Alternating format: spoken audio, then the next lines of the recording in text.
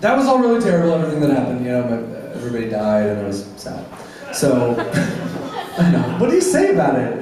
You kind of have to just be with it. So, I decided that I needed to do something for me. I needed some Cobes time, which is what I call it. And so I decided I had a little money and I decided I was going to go to Europe because it's the kind of thing that you do while you're in college. It's a very romantic idea. And I went with my friend Thea, who is, again, not here. But we went to London, Paris, and a few places in Italy. And while we were in Paris, we went to go see Soccer. This story is kind of legendary for a few people in my life and vulgar for anyone in the room.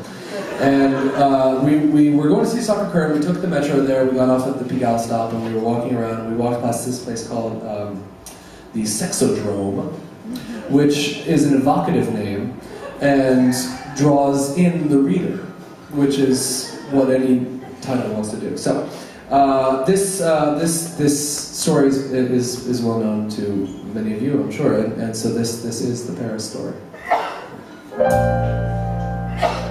Friendly people, but I can't make out all the words. Melodies so sweet through all the trees from different birds. All around me, sights and sounds and songs I've never heard. Swearing I'll be back again. One more week might do me in. So we go into this place called the Sex Room. The front of it looks very much like any other sex shop. There are whatnots and what do you call it?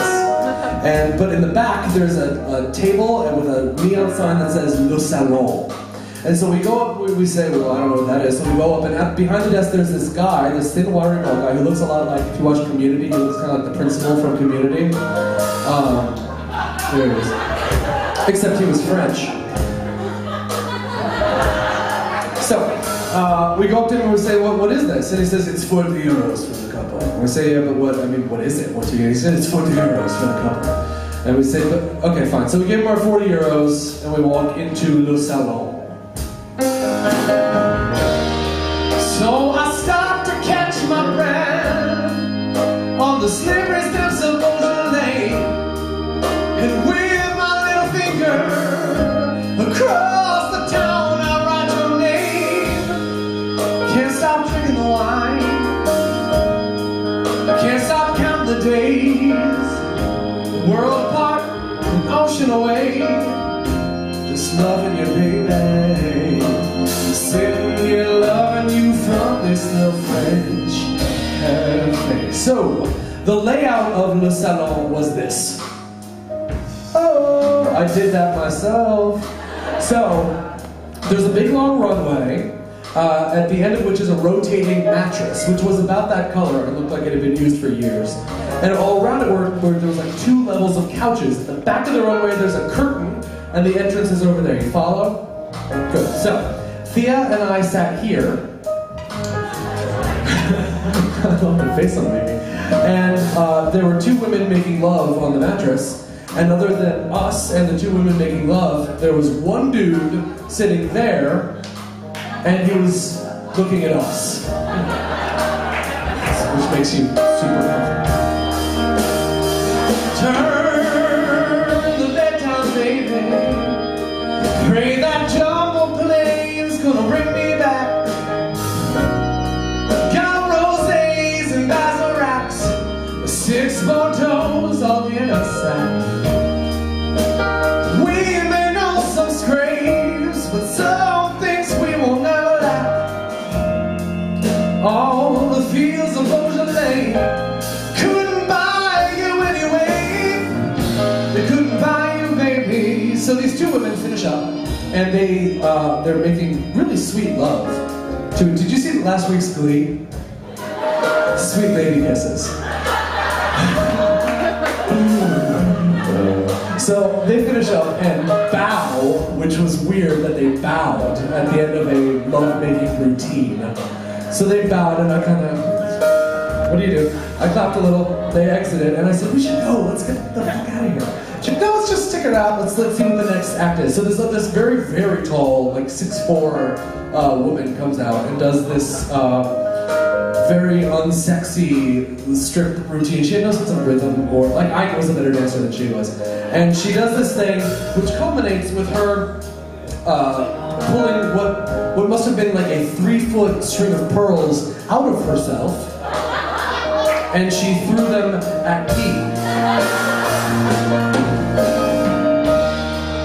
So I stopped to catch my breath on the slippery steps of Poisson Lane, and with my little fingers across the town I write your name. I can't stop drinking the wine, can't stop counting the days. World apart, ocean away, just loving you, baby. Sitting here loving you from this little fringe. Now, I hadn't read like a Wikipedia about this. I didn't know the etiquette.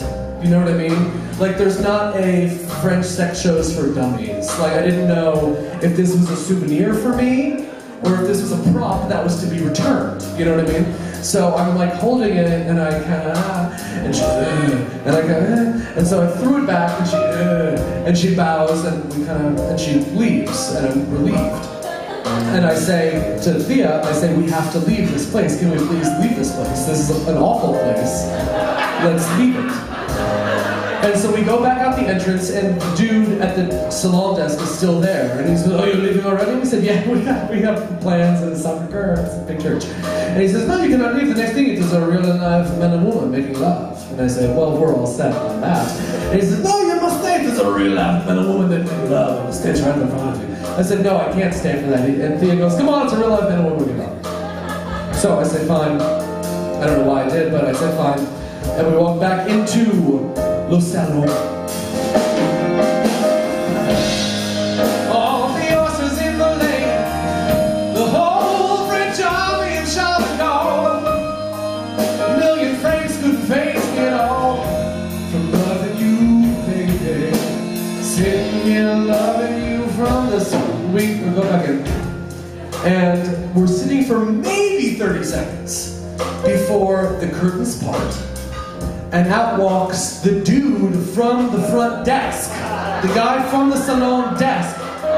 Except now he's only wearing a thong. The change was so fast. I mean, it was so quick. He comes out, looks me dead in the eye, and he says to me, it's a me!